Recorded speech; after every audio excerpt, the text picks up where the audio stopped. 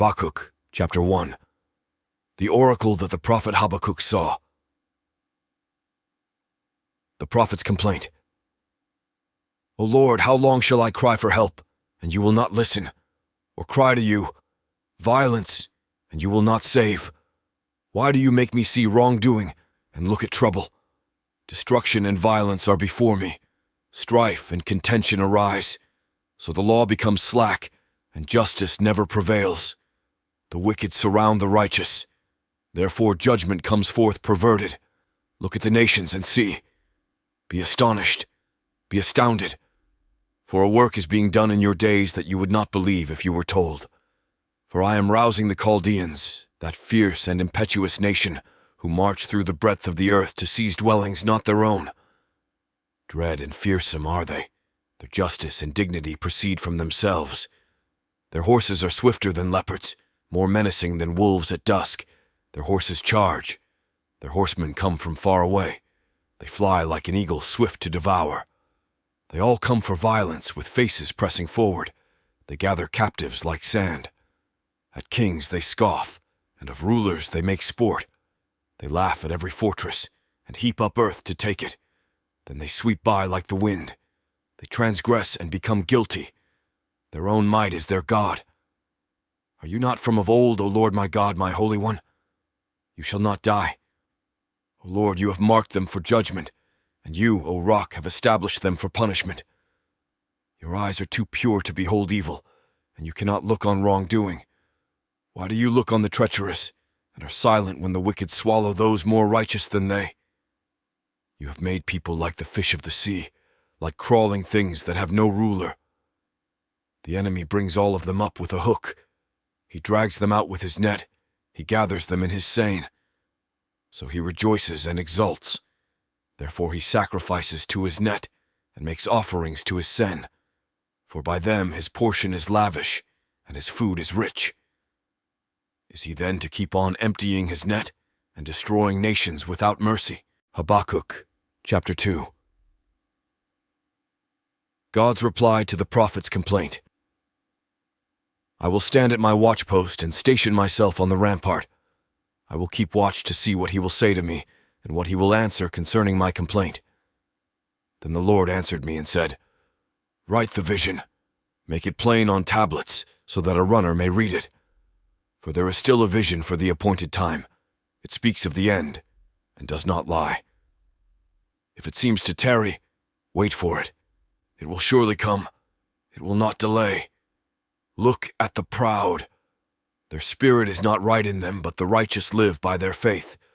Moreover, wealth is treacherous. The arrogant do not endure. They open their throats wide as Sheol. Like death, they never have enough. They gather all nations for themselves, and collect all peoples as their own. The woes of the wicked. Shall not everyone taunt such people, and with mocking riddles say about them, Alas for you who heap up what is not your own. How long will you load yourselves with goods taken in pledge? Will not your own creditors suddenly rise, and those who make you tremble wake up? Then you will be booty for them. Because you have plundered many nations, all that survive of the people shall plunder you, because of human bloodshed and violence to the earth, to cities and all who live in them. Alas for you who get evil gain for your house, setting your nest on high to be safe from the reach of harm. You have devised shame for your house by cutting off many peoples. You have forfeited your life. The very stones will cry out from the wall, and the plaster will respond from the woodwork. Alas for you who build a town by bloodshed, and found a city on iniquity. Is it not from the Lord of hosts that peoples labor only to feed the flames, and nations weary themselves for nothing? But the earth will be filled with the knowledge of the glory of the Lord, as the waters cover the sea. Alas for you who make your neighbors drink, pouring out your wrath until they are drunk, in order to gaze on their nakedness. You will be sated with contempt instead of glory. Drink, you yourself, and stagger.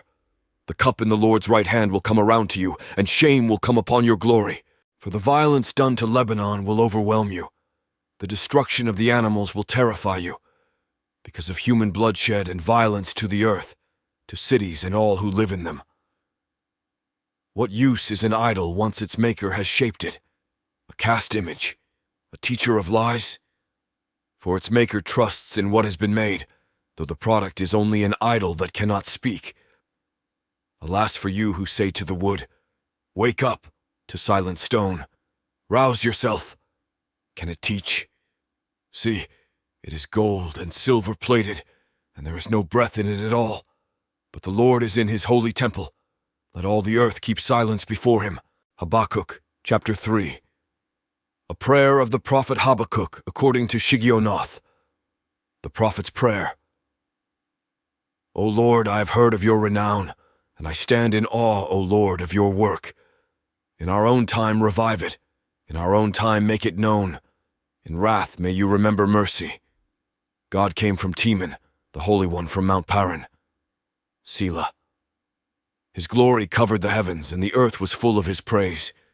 The brightness was like the sun. Rays came forth from his hand where his power lay hidden. Before him went pestilence, and plague followed close behind. He stopped and shook the earth. He looked and made the nations tremble. The eternal mountains were shattered. Along his ancient pathways the everlasting hills sank low. I saw the tents of Cushan under affliction. The tent curtains of the land of Midian trembled. Was your wrath against the rivers, O Lord? Or your anger against the rivers? Or your rage against the sea, when you drove your horses, your chariots to victory? You brandished your naked bow, sated were the arrows at your command. Selah, you split the earth with rivers. The mountains saw you, and writhed. A torrent of water swept by. The deep gave forth its voice. The sun raised high its hands. The moon stood still in its exalted place, at the light of your arrows speeding by, at the gleam of your flashing spear. In fury you trod the earth. In anger you trampled nations. You came forth to save your people, to save your anointed. You crushed the head of the wicked house, laying it bare from foundation to roof. Selah. You pierced with their own arrows the head of his warriors, who came like a whirlwind to scatter us, gloating as if ready to devour the poor who were in hiding. You trampled the sea with your horses, churning the mighty waters. I hear, and I tremble within. My lips quiver at the sound. Rottenness enters into my bones, and my steps tremble beneath me. I wait quietly for the day of calamity to come upon the people who attack us. Trust and joy in the midst of trouble. Though the fig tree does not blossom, and no fruit is on the vines, though the produce of the olive fails, and the fields yield no food, though the flock is cut off from the fold, and there is no herd in the stalls, yet I will rejoice in the Lord. I will exult in the God of my salvation. God the Lord is my strength. He makes my feet like the feet of a deer, and makes me tread upon the heights. To the leader, with stringed instruments,